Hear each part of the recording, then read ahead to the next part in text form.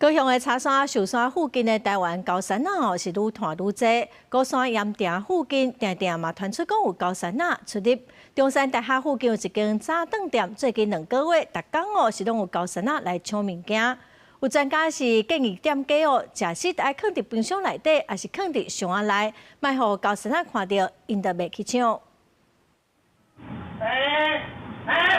这只狗爬起伫早餐店的柜台，虽然头家一直话声甲伊赶，不过这只狗拢无咧惊，看伊走入去，乒乒乓乓摕一个餐点走出来，而且这毋是第一遍。机智拿，而且他们有时候会当场直接拆，挑对，直接拆着吃，拆他想要吃的，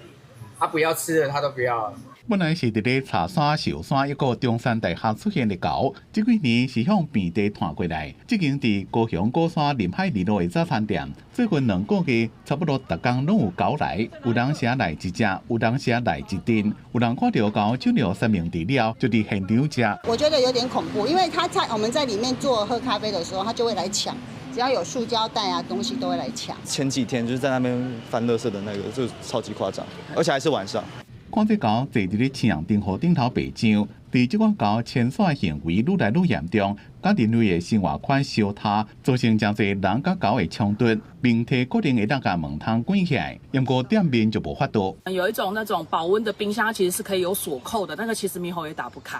那或者是简便一点，就是用保丽龙箱把它放在里面，其实它看不到，它就会只会针对它眼前看得到的东西，像塑胶袋或食物去拿取。专家讲，若要赶狗，会当用较温和的水枪，唔通摕叉鼓或者是摕枪攻击，除了避免伤害狗，也是避免狗若被威胁了受气颠倒的攻击人，造成人甲狗拢危险。记者综合报道。